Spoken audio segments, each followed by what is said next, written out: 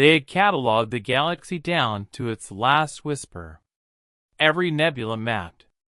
Every habitable world tagged. Every thinking species classified, ranked, and measured. The Galactic Concord prided itself on certainty.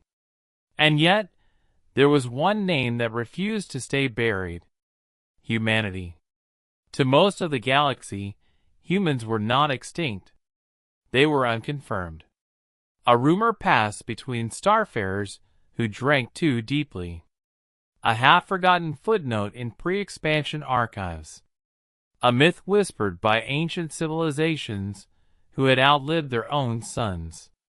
A species from a pale blue world on the fringe of an unremarkable spiral arm. A species that should have never survived long enough to matter. They called Earth a death world. High gravity. Violent tectonics. Unstable climate. Predators evolved for endurance rather than elegance. The Concord's early probes had recorded the chaos and moved on. No contact. No treaties. No wars. Just silence. And so the galaxy did what it always did with silence. It assumed absence. The war began in the Lyric's expanse. It always began there. The Lyrics were old, older than most stars that burned beneath them. They were a species of crystalline intellects, minds grown like lattices, cold and flawless. They did not feel fear the way organic beings did. They calculated it. And their calculations were absolute. The Lyrics did not invade. They corrected. They believed the galaxy had grown inefficient. Too many young species. Too many emotional decisions. Too much chaos. They would restore order. System by system. World by world. The first to fall were the gentle ones. The aeriform Keth, who lived among gas giants and sang through pressure waves. The coral-minded Vyre, whose cities were grown, not built. The Thalans, amphibious scholars, who believed knowledge alone could protect them. None of them stood a chance. The Lyric's fleets moved with mechanical precision, silent armadas of angular black structures that bent light and space around them. They did not announce themselves. They did not negotiate. They simply arrived. And planets went dark. The Concord mobilized too late. They always did. By the time their fleets reached the Lyric's expanse, entire civilizations had already been erased, not conquered, not enslaved, but removed, like errors from an equation. Admiral Severick of the Helier Dominion watched the tactical display in growing disbelief. "This isn't warfare," he muttered. "This is extermination." His aide, a feathered Karan strategist whose species evolved from avian gliders, folded her wings tightly. "They are advancing toward the Persis Reach," she said. "If they breach that corridor, they'll reach the core worlds within a cycle." Severick finished grimly. The room fell silent. Someone finally asked the question no one wanted to voice. "Do we have anything they don't already anticipate?" The answer came softly. "No." The Concord had fleets. They had weapons. They had numbers. What they didn't have was unpredictability. The Lyrics had studied them all. On the edge of the conflict zone, a single research vessel drifted quietly near an abandoned relay gate. The ship was old, its hull marked with the faded sigil of the Archivist Order, keepers of forbidden histories and discarded truths. Inside, Scholar Matriarch Illith stood alone before a holographic archive. Her tendrils quivered as ancient data streams flickered to life. Pre-Concord era. Unverified species logs. Classified, mythological entities. She hesitated, then selected a single entry. Designation, Homo sapiens origin, Sol system status, unknown or presumed non-participant threat assessment. Inconclusive. Illith felt a ripple of unease, an emotion rare for her kind. The files were incomplete, not erased, hidden. Footnotes spoke of conflicts without names, victories attributed to environmental anomalies, enemy fleets that vanished near Sol space with no wreckage. And then there were the testimonies. They fight when there is no hope. They adapt faster than prediction. They do not break the way others do. One ancient entry, translated from a long-dead species, froze her attention. If ever the galaxy faces extinction, pray the humans have not forgotten us. Illith withdrew her tendrils slowly. Impossible, she whispered. The Sol system had been quiet for millennia. No emissions. No expansion. No presence. They're a myth, the Concord said. But myths, Illith knew, were often warnings, remembered too late. The Lyric's advance reached the frontier world of Valor Prime. Valor was not powerful, but it was strategic. A convergence hub. A gateway between 7 trade routes. A lifeline for dozens of species fleeing the war. The Lyrics arrived without fanfare. Their fleets emerged from folded space like shards of night, blotting out stars. Defense platforms activated instantly. It didn't matter. Lyrics beams carved through shields like mist. Orbital stations shattered into silent debris. Cities burned in disciplined patterns. Population centers neutralized first. On the surface, Governor Threx, a towering insectoid whose species value collective survival above all, watched the sky fracture. We cannot win, he said to his council. We can delay, someone replied. Delay for what? Threx asked bitterly. No one answered. Then, something unexpected happened. A signal broke through the chaos. Not Lyrics. Not Concord. It was old. Analog. Unencrypted. A voice, rough, calm, unmistakably organic, filled the command chamber. This is Task Force Atlas, Sol-aligned. We're dropping in hot. Valor Prime, hold what you can. Silence followed. The council stared at the transmission node. Sol-aligned? One whispered. That system is uninhabited. Threx felt a strange chill ripple through his carapace. The skies above Valor shifted. Space folded, not with Lyric's precision, but with something aggressive. Something forceful. And then they arrived. Human ships. They did not glide. They charged. Massive, armored vessels surged from jump space like beasts unleashed, hulls scarred and uneven, weapons already firing. No formation the Concord recognized. No symmetrical elegance. Just raw momentum. Missiles bloomed like artificial suns. Rail cannons thundered, tearing through Lyric's constructs with brute kinetic force. The Lyrics paused. For the first time in the war, they hesitated. Their calculations stuttered. These ships were not efficient. They were not optimal. They were overbuilt. And they were advancing directly into annihilation range. On the Valor surface, Threx could only stare. Who are they? Someone asked. The human voice returned, steadier now. Valor Prime, this is Captain Elias Morgan of the United Terran Front. A brief pause. You're not alone anymore. The Lyrics did not feel shock. They did not feel fear. But something in their vast computational consciousness stalled. The incoming vessels did not match any known pattern. Their heat signatures were wildly inconsistent. Their hull compositions defied optimization. Their weapons fired before full targeting solutions were complete. And yet, Lyric's war forms began to fracture. Not vaporized. Not neatly dissected. Broken.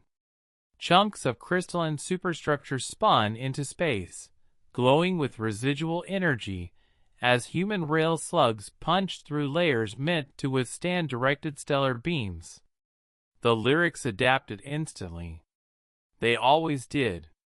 Countermeasures activated. Predictive models recalculated. Return fire saturated the void. 3 human ships vanished in blinding flashes within seconds. The Lyrics recorded the data. Human casualties, catastrophic. Conclusion, threat neutralization imminent. But the human fleet did not retreat. They accelerated. Captain Elias Morgan gripped the armrest of his command chair as the Atlas-class cruiser UTS Resolute shuddered under impact. "Shields at 62%, his tactical officer reported. "Port batteries still green." Morgan nodded, eyes locked on the tactical display. "Push forward," he said. "Close the distance." A younger officer hesitated. "Sir, Lyric's optimal kill range, I know," Morgan replied calmly. "That's why we're going there." The bridge crew exchanged looks. Every tactical doctrine in the Concorde emphasized distance, energy efficiency, calculated attrition. Humans had learned something different. Sometimes, survival meant getting closer. On Valor Prime, Governor Threx watched the battle unfold like a storm breaking against impossible odds. The human ships moved like predators, erratic, aggressive, refusing to disengage even as shields flared and hull plating burned away. They took hits that should have crippled them, and kept going. "Why don't they retreat?" a counselor asked, mandibles trembling. Threx did not answer immediately. He was watching something else. Every time a human ship was destroyed, the others surged forward, not pulling back to preserve strength, but closing ranks, tightening their formation around the breach. They were reacting emotionally. And yet, it was working. The Lyrics, used to enemies who collapsed under losses, found themselves forced into defensive recalculations. Losses did not deter the humans. They angered them. Deep within Lyric's command space, the collective consciousness updated its assessment. Threat profile, humanity status, active combatant adaptability, extreme probability matrices fractured into unstable branches. Humans employed weapon systems that were redundant, inefficient, and dangerously imprecise by Lyric standards. But they layered them. Missiles followed rail slugs. Rail slugs masked boarding pods. Boarding pods detonated with nuclear charges inside Lyric's vessels. They were not seeking clean victories. They were seeking denial. Deny space. Deny predictability. Deny the enemy time to think. The Lyrics had never faced such opposition. Not because it was stronger, but because it was willing to be worse. The first human boarding team breached a Lyrics command shard at 317 standard cycles. Lyrics' internal sensors detected organic life forms entering a sterile, radiation-laced interior optimized for crystalline cognition. The humans should have died within seconds. They didn't. Their suits were crude, overpressurized, shielded with layered alloys rather than elegant energy fields. They burned through emergency reserves just to stay alive. And they kept moving. Corporal Ana Reyes led the charge. Her visor cracked. Her left arm suit screamed warnings she ignored. "Targets ahead," she said, voice steady despite the chaos. "Setting charges." A Lyric's defense construct unfolded from the corridor, angular limbs forming a lattice of death. It fired. Reyes was thrown against the wall, armor sparking. She forced herself upright. "Still here," she muttered. She ran forward. Not away. Forward. She detonated the charge at point-blank range. The Lyric's construct disintegrated. So did half the corridor. Reyes didn't see it. She was already unconscious, drifting in zero gravity, heartbeat faint but stubborn. Lyric's sensors recorded her vital signs. Organic entity, critically damaged status, refuses termination. The data made no sense. Scholar Matriarch Illith arrived at Valor's orbital perimeter hours later, her archivist vessel slipping between shattered defense platforms. She watched the aftermath in silence. Lyric's wreckage drifted among human hulls, both broken, both burning. But Valor still lived. The Lyric's advance had stalled. Illith accessed intercepted human transmissions. They were chaotic, laughing in the face of death, cursing damaged systems, calling fallen comrades by name. One message repeated across multiple channels. "Hold the line." Not retreat. Not regroup. Hold. As if the line itself mattered more than survival. Illith felt something tighten within her neural lattice. "This is not mythology," she whispered. "This is memory." Captain Morgan stood in the damaged bridge of the Resolute, smoke curling around flickering consoles. Casualty reports streamed in. Too many names. Too many losses. His first officer approached quietly. "Sir, Concord Command is requesting clarification." Morgan gave a tired smile. "Tell them humanity has entered the war." A pause. "And tell them," he added, "we're not leaving." The Lyrics withdrew from Valor Prime 12 minutes later. Not in defeat. In recalculation. They had encountered something the galaxy had forgotten how to classify.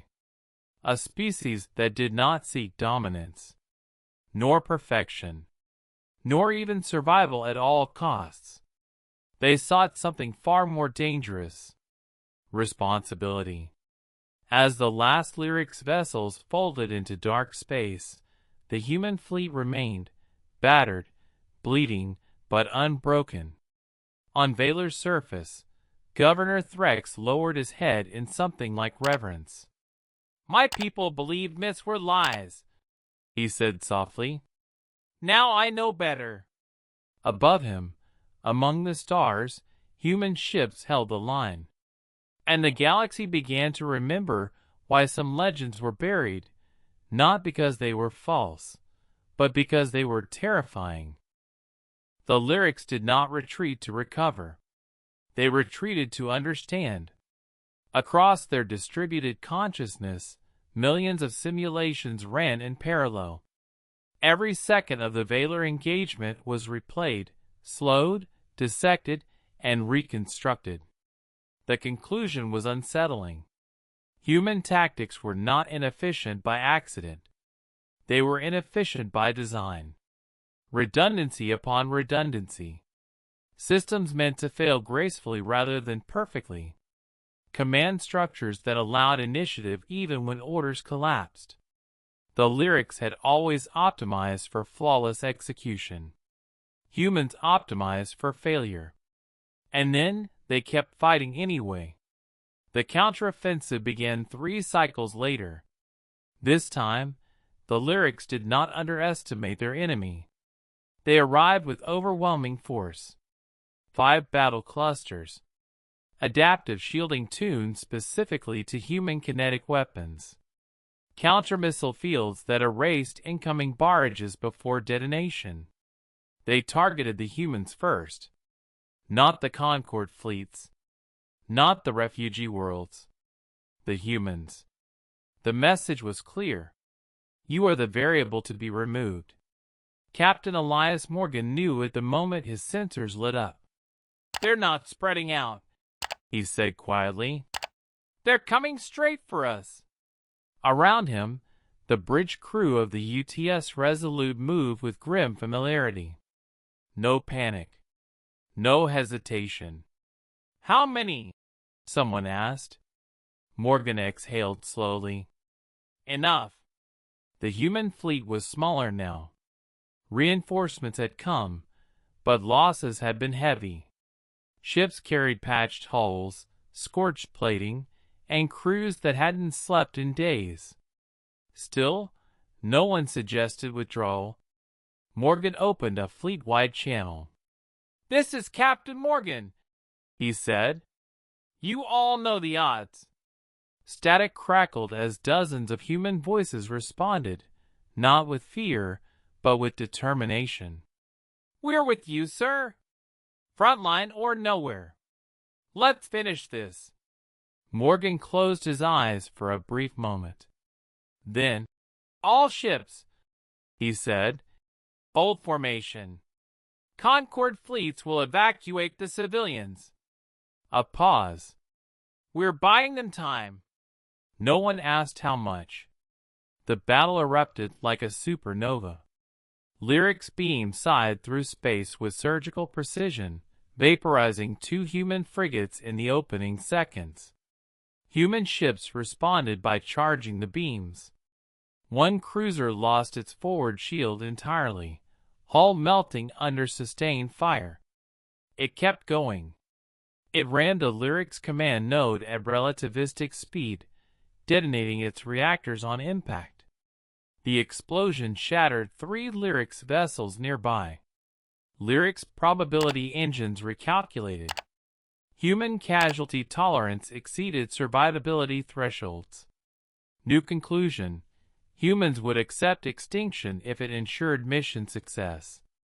This was unacceptable. On the ground of a nearby evacuation world, scholar matriarch Illith watched the skies burn. Refugee transports fled in waves, protected by Concord escorts slipping past the chaos. The humans stayed behind. Always behind. Illith listened to intercepted human medical channels. "Injury critical. No, don't sedate him yet. She's refusing evac. Says her squad is still out there. Patch him up enough to fire. That's all he needs." It wasn't bravery. It was commitment. A refusal to abandon each other, even when logic demanded it. Illith realized then why human history was so fragmented in the archives. They had not expanded like empires. They had intervened. Quietly. Selectively. Always leaving before gratitude could turn into dependency. They were not conquerors. They were guardians, who didn't want to be worshipped. The Lyrics adapted again. They shifted strategy. Instead of overwhelming force, they targeted morale. Precision strikes severed human communication relays. Psychological warfare algorithms flooded channels with casualty projections and extinction probabilities. Images of destroyed Earth cities, simulated but horrifyingly accurate, were broadcast into human networks. The Lyrics expected collapse. What they received was laughter. A human pilot's voice cut through the noise. "Is that supposed to scare us?" she said. "We've seen worse in our own history." Another voice followed. "We didn't come out here because we thought we'd win." A third, older, steadier. "We came because someone had to stand here." The Lyrics halted the broadcasts. They were not having the intended effect. On the Resolute, damage alarms wailed as systems failed one by one. "Reactor containment at 30%, the engineer reported. "We can't take another direct hit." Morgan nodded. "Divert power from life support," he said. A stunned silence followed. "Sir, We'll reroute oxygen to the bridge and engineering only, Morgan continued. Everyone else to emergency masks. The first officer stared at him. That'll kill. It'll save Valor, Morgan said softly. He activated the fleet channel one last time. All ships, he said, voice steady. Execute Atlas Protocol. Across the human fleet, acknowledgments rolled in. Ilitha's archivist vessel detected the signal and began recording automatically. Atlas Protocol, classified description. Last stand maneuver, human ships broke formation, not to flee, but to encircle the Lyric's advance. They burned every remaining reserve. Reactors overloaded. Weapons fired until barrels melted. Navigation systems locked on collision courses. The humans were not holding the line anymore. They were becoming it. Captain Morgan watched the Lyric's flagship loom before him, vast and cold and certain. Good luck, his first officer said quietly. Morgan smiled. We made our own. He keyed the final command. Now! The human fleet detonated in a cascade of controlled annihilation. Each explosion ripped through Lyric's formations, overwhelming shields never designed to handle such close-range chaos. The shockwaves collided, compounded, and tore open space itself. When the light faded, the Lyric's advance was gone. Not destroyed. Dispersed. Scattered across broken vectors and unstable folds, their perfect formation shattered beyond immediate recovery. The cost was devastating. The human frontlines ceased to exist. Silence followed. Then, emergency beacons began to activate. Not all human ships had been lost. Some, miraculously, still drifted, broken, powerless, but alive. Rescue efforts began immediately. Concord fleets returned to a battlefield they had believed lost. Governor Threx looked upon the wreckage with trembling awe. They'd burned themselves to stop the darkness, he whispered. They chose us. Scholar Matriarch Illith closed her archive slowly. The galaxy had made a terrible mistake. It had assumed humanity was absent. In truth, humanity had been waiting. For a long moment, the galaxy was quiet. Not the peaceful quiet of safety, but the stunned silence that follows catastrophe, when even the stars seem uncertain whether to keep burning. The Lyrics were gone.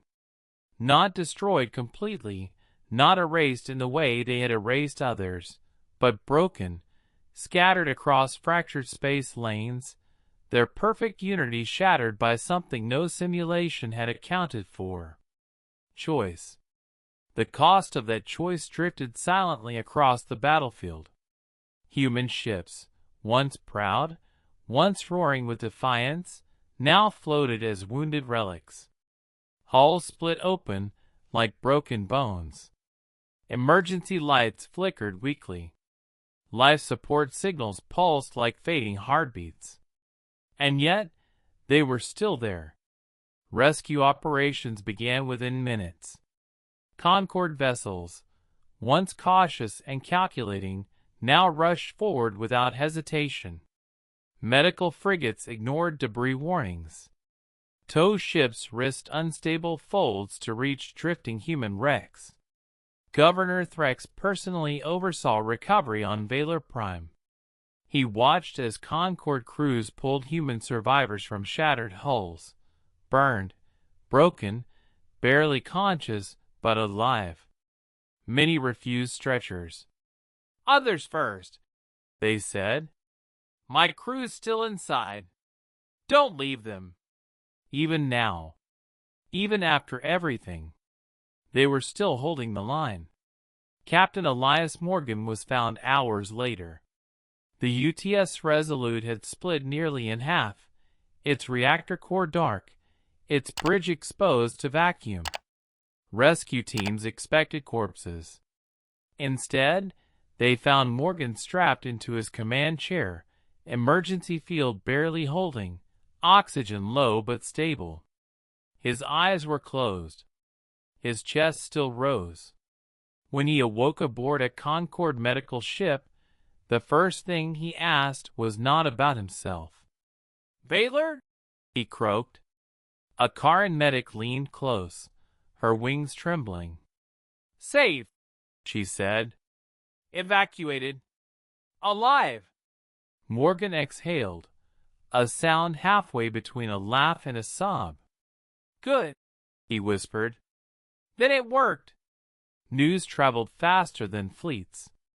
Across the Concorde, across neutral systems, across worlds that had been preparing evacuation plans and extinction protocols, the story spread. Not as propaganda. As testimony. The humans had not demanded command. They had not asked permission. They had not waited for consensus. They had simply arrived, and stood where the galaxy could not. Footage circulated of human ships charging Lyric's beams. Of boarding teams fighting in impossible environments. Of crews laughing, arguing, comforting each other while death closed in. The question echoed everywhere. Why? Why would a species, so young, so fractured, so imperfect, throw itself into annihilation for worlds that were not its own? Scholar matriarch Illith was summoned before the Concorde Council for the first time in her long existence. She stood beneath the vast chamber's light, ancient eyes steady. "You knew of them," the council speaker accused gently. "Why did you not tell us?" Illith inclined her head. "You did not ask," she said. "And even if you had, you would not have believed me." A murmur spread. "Explain," the speaker said. Illith activated the ancient archives. Fragments long dismissed as myth now filled the chamber. Human intervention on forgotten fronts. Silent defenses along extinct trade routes. Records of wars that ended abruptly, because someone else had stepped into the fire. "They do not announce themselves," Illith said. "They do not conquer. They do not remain." "Why?" someone demanded. Illith paused. "Because," she said slowly, "they know what it is to lose everything and still stand." The Lyrics did not return. Scattered remnants were encountered months later, isolated, diminished, no longer unified. They avoided human space entirely. When one Lyrics fragment was finally captured, its core consciousness was interrogated. The question was simple. Why did you retreat? The answer shook every translator present. "We encountered a species that weaponized sacrifice. A species that accepted extinction as a tactical variable. A species whose strength increased as probability of survival decreased." A pause. "Such a species cannot be optimized against."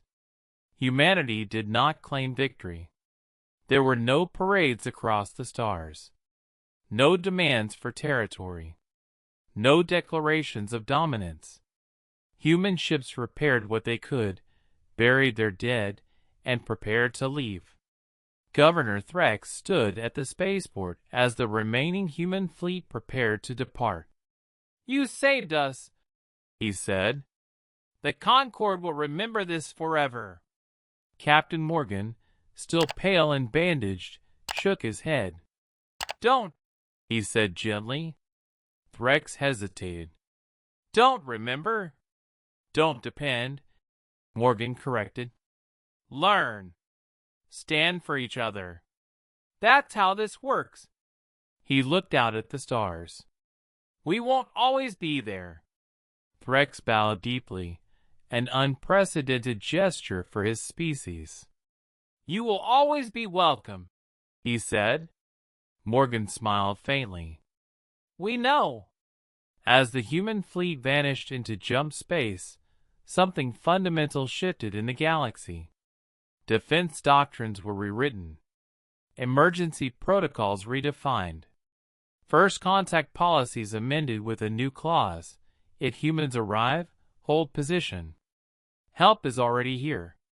Worlds once divided began coordinating. Species once isolated shared resources. Not because the humans ordered it, but because they had shown what unity looked like under fire.